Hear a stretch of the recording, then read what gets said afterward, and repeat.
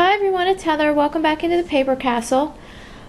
I tried to share this Tuesday morning haul with everybody last week, but I kept having problems with my camera. Every time I tried to make the video, it wasn't focusing right, it was just blurry, and I couldn't figure out what was going on. I thought there was something wrong with my camera, and then I figured out earlier this week that it was my 7-year-old daughter and her persistently dirty fingers that had gotten all over my lens. So, got the lens cleaned up, and amazingly, everything is in focus again. So, I wanted to show you guys all the goodies I got at Tuesday morning. I saw someone else's haul, and they got some really great stamp sets and paints and stuff. So even though the one that I used to go to closed down, I managed to find another one that was actually better and I think closer than the other one. So I went and I was looking specifically for the stamp sets, which I found, but I found some other goodies too. I got some of the Tim Holtz Ideology light bulbs. I have absolutely no idea what I'm going to do with them, but I just thought they were really cool. Then I got this Prima album. This is called Build-A-Book, and it's got 4 canvas chipboard pages in this kind of, well, this is a black canvas. This is a navy blue. Alright, that's the cat jumping on things. And this, I thought initially that this was like the plastic coating on the acrylic, but it's not. It's like a smoky gray color. So this would be great for a guy's album. So then I found the stamp sets. And there I go, dropping things on the floor.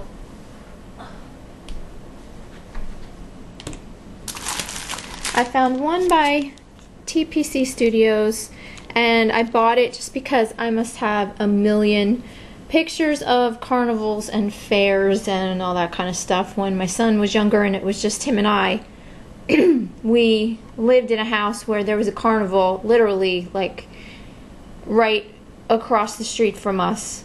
Every summer we could look out the window and see it, and instead of going on a big vacation, I would just take him there every single night during the carnival, and he loved it. So this is for those pictures and for my daughter to play with. And then these are the sets that I got that I was looking for. These are from Echo Green Crafts. They're called Recycled Rubber Art Stamps. This set is called Steampunk Accessories 2. They're very, very detailed and realistic stamps.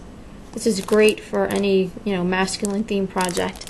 And then they have all these little words here that either curve or they're straight. And these are bigger than they are on the front cover here. So I got those. I got this witchy Halloween set. I love this little skeleton border and this poison bottle and this key with the skull. Those are my favorites. And the moon looks really realistic when you stamp it in like gray. And I got this one called Christmas Classics with this big elaborate kind of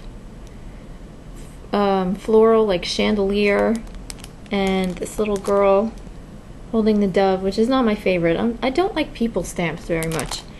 I do like Santa, but I don't like people. I don't know, it's weird. So got that one. That's what that looks like on the back. These were all $3.99 a piece, by the way. And then I got this one called Butterfly Post, which, of course, because I love butterflies, this is my absolute favorite one. I love this one with the postmark in the middle. So I got all of those. And they had some ink, and it was all 99 cents a piece, but I wasn't familiar with it, and I didn't want to buy a whole bunch, mainly because, number one, I don't really need ink, and 2, because I knew it was probably a year or 2 old, and I wasn't sure how it would stamp.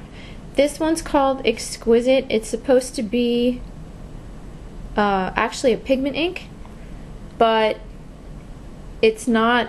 I wouldn't recommend it for if you want to use it for embossing, because it's more like a dye ink to me. Maybe that's just because it's old, I don't know.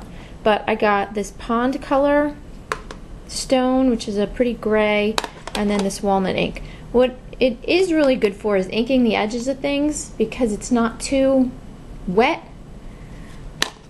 But I'm going to show you some of the images I stamped with these pads.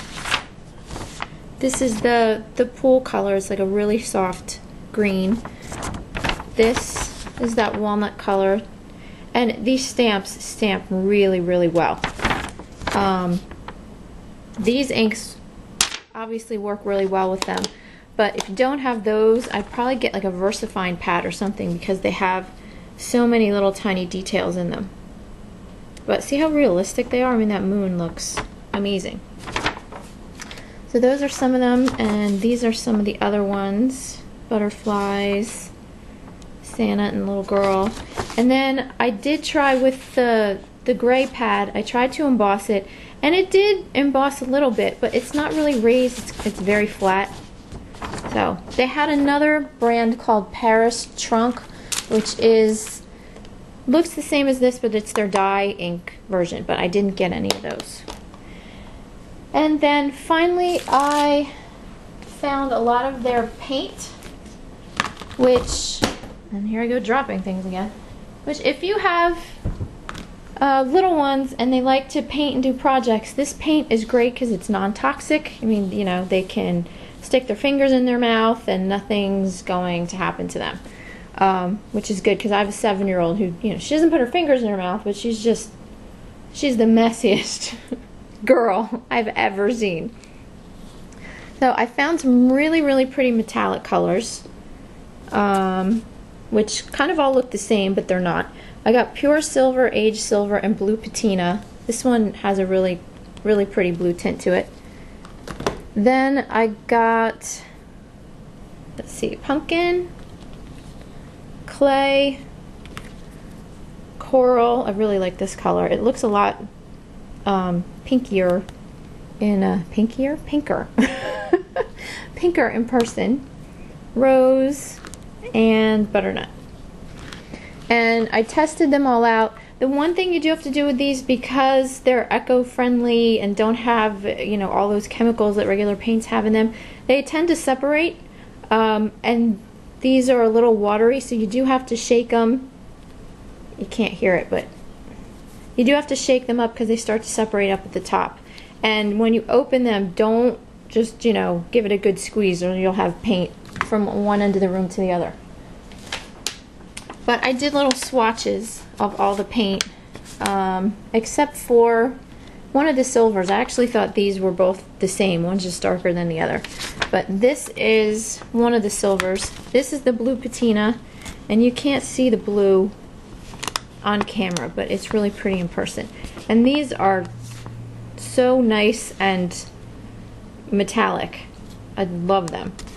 Then that's the pumpkin, the coral, or no, the clay, the coral, the rose, the butternut.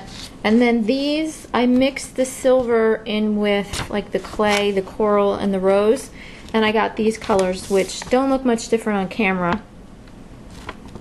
This one, these two are just a little bit lighter than this one.